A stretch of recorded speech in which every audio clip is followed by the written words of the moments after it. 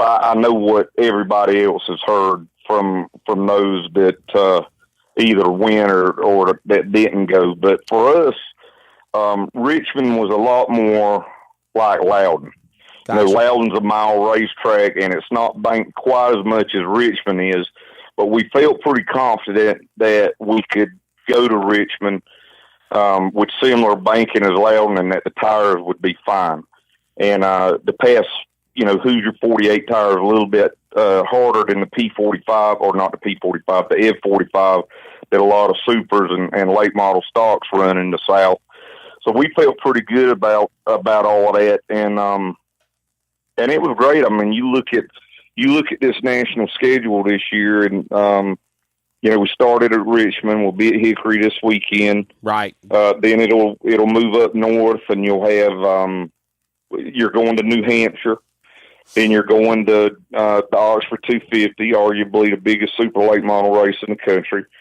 You'll go to Seekonk, and now we'll be ending in Lanier, and we're planning on making up Dillon in September or October. So it's a great mix of high profile, big racetracks, the biggest race of the year in the Oxford 250, but also going to a place like Dillon and places like, it's just a great schedule. And I think if we do the things that we're hoping to do in 2020, that we're working on doing in 2020, I've got the national schedule in my head that I want it to be. Right. And it'll include most of those races, or all of those races possibly, but there'll also be a couple more added that are going to kind of take this thing to the next level. And like I said, for teams that want to run more regular super late model races in the South, they're going to be able to with cars and with PRA and even with the Southern Super Series.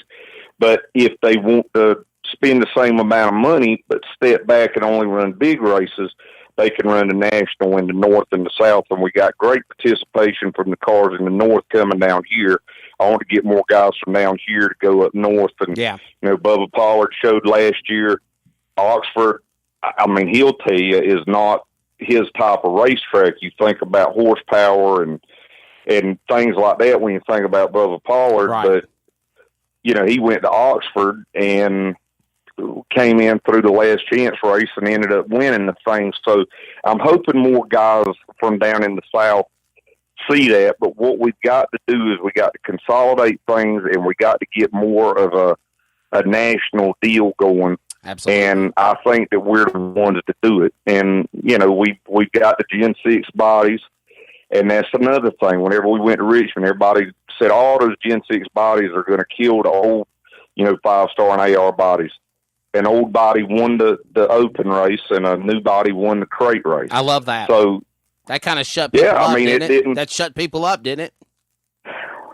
I seriously doubt it, because they're going to say what they want to say. But it proved everything that us and 5-star had been saying about the body. The first three cars in the open race were all old body cars. Right. The thing is the guys that are going to run good there, it don't matter what body you put on.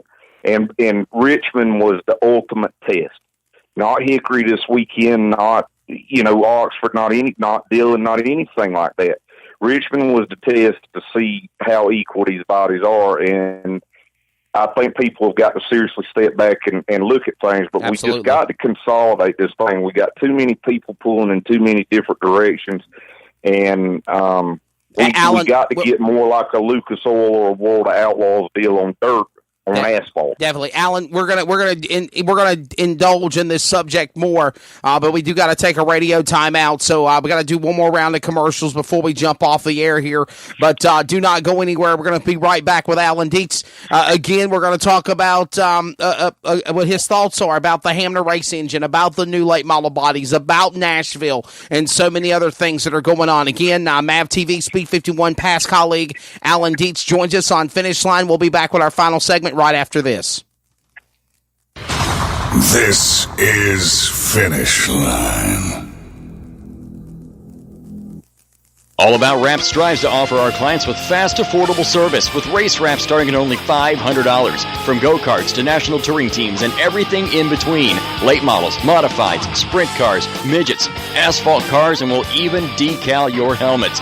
Wraps, design services, and promotions. Everything we offer at All About Wraps. Contact us today to see what we can do for your team. Give us a call, 410-903-3302. Email us at allaboutraps@hotmail.com and visit us on Facebook at All About Wraps. CrateInsider.com is your one source for crate racing tech and more. Whether you currently race with a crate engine or you are thinking about getting into the sport, our website has what you need. CrateInsider.com has tech videos, interviews with experts, and the best products in the industry. Dyno tested and proven, so we know they are the best products for crate engines. Visit CrateInsider.com today to get on the fast track to victory lane. The Speed 51 Video Network live races, highlights, interviews, features, and more. You want it? The Speed 51 Video Network has it. Just $7.99 per month or $69.99 per year. You gotta be kidding me! There is total chaos! What a wild finish! Oh my goodness!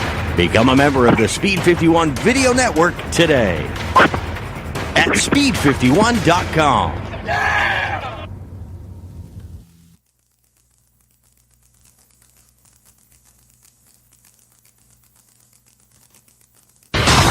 This is Finish Line.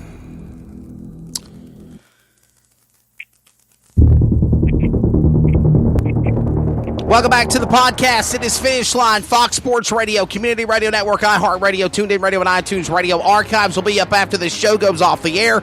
We had a great first segment with Andy Marquis of Rakes22.com. We are joined again by Mr. Alan Dietz. And, of course, talking about the big announcement of Lanier, talking about Richmond. Alan, is it safe enough to say that the past race will be returning back to Richmond in 2020 or 2021? Are you looking to having it in the spring or doing it in the fall? Is there talks, negotiations about that? Or, of course, I know NASCAR was there this past weekend, so I'm assuming they probably wanted to put all those ducks behind them before pressing on to look at some more events. Everything was positive while we were there and after we left.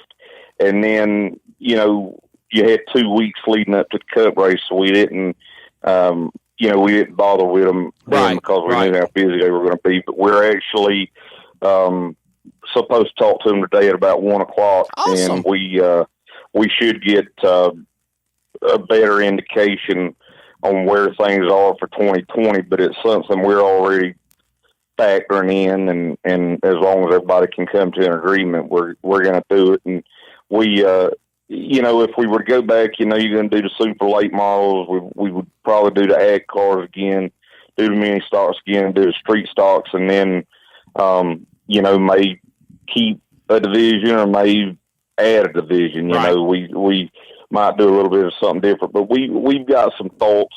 And right now, I would say if we do it again, it'll probably be in the spring. What is your thoughts of what Ron Barfield has done with the Mid-Atlantic Street Stock Series? I mean, obviously, me and you broadcasted that event on MAV TV. We're going to do some other events on MAV TV together. We're going to talk about that Bristol announcement here in just a couple of moments that Speed 51 Network broke yesterday. But street stock racing, is it on the uprise? What do you think of it? I think that there's been a couple of times that I've talked to Tom and said we're in the wrong business. Whether it was talking about street stocks and mini stocks on asphalt, or whether it was talking about dirt racing, to be honest with you. Right. But I think what Ron has done is amazing, and it does not surprise me that he's been able to do it, because if anybody could do it, it was him. Exactly. And, took the remnants of the Polar Bear at Rockingham and built on it. And, and this is what we need super late model racing, but he's got a lot of loyalty. Let's be honest, Alan. This is something that basically, and I mean this with no disrespect, this is something that Frank Kimmel could not do with the Frank Himmel Street Stock Series whenever it came to Rockingham, because that's where it all got started from. The infrastructure came from the Frank Himmel Street Stock Series and from what was the Polar Bear 150, and then it got moved from New Year's because, by the way, this is how long me and Alan Dietz have known one another. We worked the first UARA race I worked at East Carolina with him. It was at 2005 or 2006. That's how long we've known one another. No, it was longer than that. It was 2003 or 4. Yeah, okay, wow. I think it was 2004. It might have been. It might have been. We've known each other a long damn time, so it's about 16, 17 years we've known one another. And then we worked we worked the Polar Bear 150 together for Race Talk Radio. Remember, we done that one. We've done the other events. We've done the past we've done the Easter Bunny together with past before. We've done we've just got so many races we've worked with one another. And then we've Mav TV, first guy I worked in the booth with. It's the first guy I done my Mav TV broadcast with for the street stocks. But basically, the street stocks came from what Frank Himmel did, and they couldn't keep it going. They couldn't keep it afloat. Let's be honest with you, that street stock market wasn't working up north. I think Frank got the structure. Oh, absolutely. He got the structure of what needed to happen, and then Ron took it to another level. And the big thing, and again, this is what we want with our national series, is loyalty. Right. I mean, he had 22 street stocks at Dillon last week. Yes, sir. I announced for the master race there. He had, I think, 38 or 40 at Richmond, and before that, he had around 45 at the race at Dillon for the New Year's Bash. Yep. So, and I think Travis Provost is doing the same thing, the same kind of idea with the Carolina Mini Stock Challenge, and Bob Guptill with the New England Mini Stocks. There were 50 of those at Richmond, and about half of them came from New England, and even though it was not a Carolina Mini Stock race, they supported us, and they came, and we're running the Mini Stocks this weekend at Hickory with the Carolina Mini Stock Challenge. Absolutely. And hopefully, Travis and I have already talked a little bit about it, but hopefully we can actually have a couple of sanction races with them next year with our past races. So, it gets down to affordability, and, right. Ron's paying pretty good purses and the same with Travis and Bob with the mini stocks. They're paying pretty good purses for cars that don't cost as much, that have not got skewed by the technology that you see in late model racing right now. And I think there's still a lot of growth there, and I think that he's hit on something, and I'm very happy for him, and I don't think there's any other guy that could do it other than Ron. We're talking again with Alan Dietz, and of course, again, as you said, I believe you're exactly right that Frank Himmel set the infrastructure, and maybe the fact of the matter is, Alan, it wouldn't work in Frank's market with what he was doing. It wasn't working in Frank's market, so it had to be moved somewhere else, and what better place than from here? And, me and my dad, we talk about this, and I showed it to him when the race broadcasted, and he was like, man, these are street stock cars. Holy hell, these are cars that I raced when I was younger.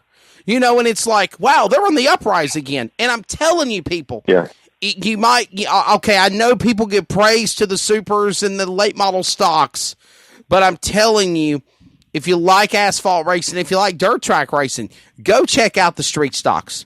They put on some hellacious racing. They really do.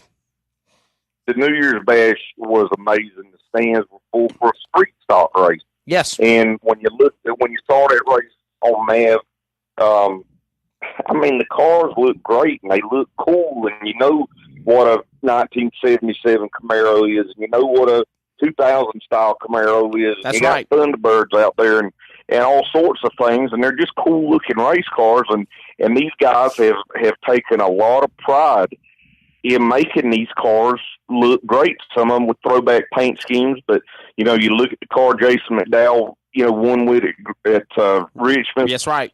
Yep. I mean, it doesn't. You can't find a super late model that looks better than that car. That's right. And these guys are good. They've done a great job, and we appreciate them, and we appreciate the support from them and Ron that they've shown us too when we ran street stocks.